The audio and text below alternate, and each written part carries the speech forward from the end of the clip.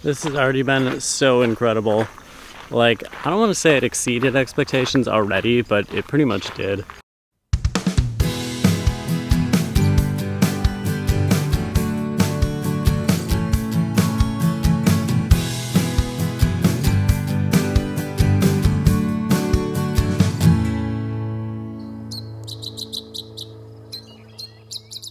I'm in Costa Rica, one of the world's most popular birding destinations, traveling with a school group, our driver Luigi, and our guide Jose. Although birding is not our only goal, exploring the country's avian species is a big aspect of our trip. With over 850 plus species of birds and a variety of habitats found in Costa Rica, I'm ecstatic about the possibility of viewing some new, beautiful birds.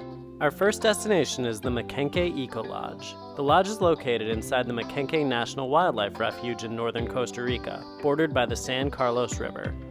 The Eco Lodge has 68 acres of rainforest on the property, and over 590 species of birds have been identified in the area. We arrived at this remote location on January 2nd, and I started building anticipation for what we might see the next day. Here at the Eco Lodge at night, our guide Jose actually found a boat-billed heron, so had to go back and get that. So got my life for boat-billed heron along with some other stuff. First bird I saw was a great-tailed grackle, but it's a really awesome place we're staying at. But apparently they have feeders. There's toucans and tanagers and caimans. We saw some caiman tonight, but apparently they wait under the feeders to get birds. Sounds like just a crazy morning, so we're gonna get up at 5:30 and go check the feeder situation out. In the morning, it became evident just how wild of a place the Eco Lodge would be.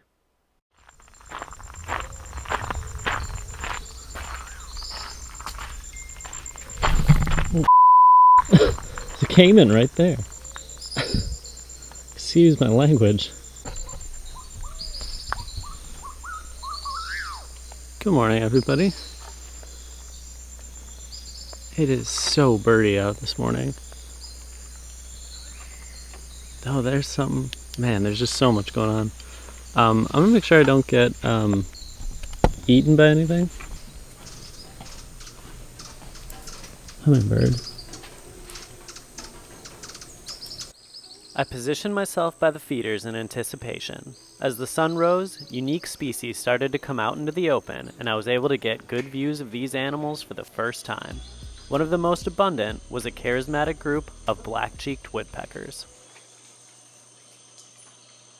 The black-cheeked woodpecker lives in tropical lowlands and can be identified by their black mask, white spot behind the eye, black back with white barring, white patch on the rump, and barred stomach. Males have a red crown, and females have gray and red on their head. They feed mainly on insects, fruit, berries, seeds, and nectar. Strutting below the woodpeckers was another bird that was alien to me, the russet-naped woodrail. The russet-naped woodrail is a large bird of marshes and wet wooded areas. Known for their boldness, these birds can often be seen walking the water's edge or even out in the open. They can be identified by their pink legs, yellow bill, chestnut orange body coloration, gray head and neck with a russet patch on the back of their head.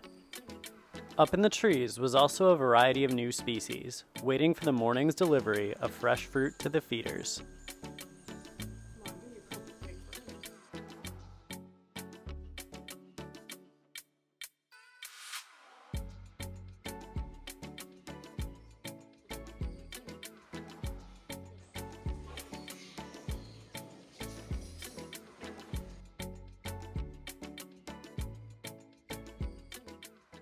Once the fruit arrived, the show really began, and even more species came in. Oh yeah.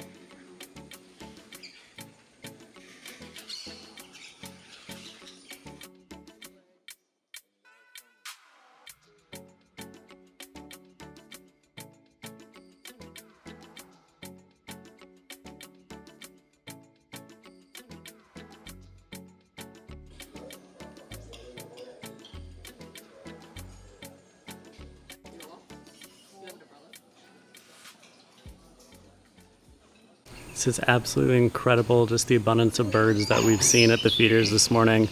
Toucans, arcaries, tanagers, just an amazing assortment, and it's just all going on right behind me. Absolutely incredible. Completely just overwhelming beauty of colors and activity at the bird feeders. Perched on a branch, we saw the national bird of Costa Rica, the clay-colored thrush. Additionally, we had great views of one of the bird world's best fathers, the male northern jacana. Male northern jacanas normally take care of their young and lead them to food. In the case of rain or temperature changes, the male will also brood the young. We observed this behavior, which made for some interesting views of the chick's legs under the male bird. Northern jacanas are also known for their enormous feet, which help them walk on vegetation mats. They also possess a sharp spur on their wings used for fighting. Northern jacanas feed mostly on insects. One of the loudest birds present was the Montezuma oripendula. The Montezuma oripendula is a large member of the New World blackbird family, found in tropical lowlands. They live in colonies and are polygynous, meaning males normally mate with more than one female. Deep-hanging nests are built by females, which is thought to help protect the young from predators and from falling out. The dominant male oripendula can have over 100 nests. Both sexes look similar, with yellow on the side of the tail, a dark head with a chestnut-colored body, and unique facial patterns. Males are also much larger than females. While watching the oripendula, we saw them work on nests, call, and feed their young.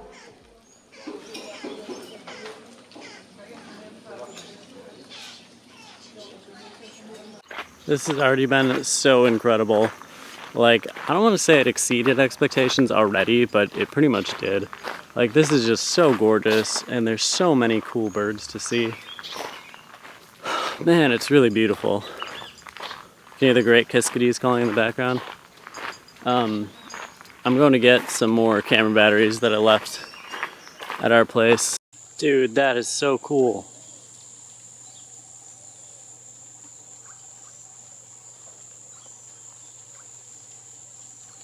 I just saw some kind of, I believe it was some kind of ant shrike. It was black and white.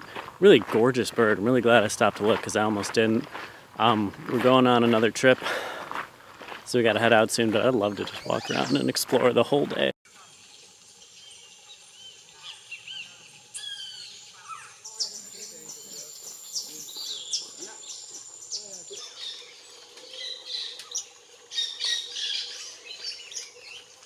While getting the batteries, I spotted a few more species, as well as a band of coatis that raided the feeders. Oh, look at the baby! I don't know why they have the guards there. After our activities for the day, Jose and Luigi called me over to look at a species that was one of my targets for the trip. Yeah. That's so cool. That was incredible. Jose found a slaty-tailed trogon. So it's very quiet and just got some great views of it.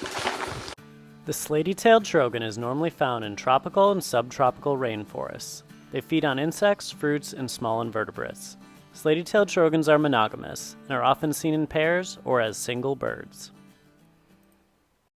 After viewing the trogon, I headed back to my room, already thrilled with the species I'd seen. The Maquenque Eco Lodge is an incredible place. In just half a day, the abundance of colorful species right next to the dining room blew me away. It was an amazing start to my time in Costa Rica and made me even more excited about what was to come next. Thanks for watching. We'll see you next time on Badgerland Birding.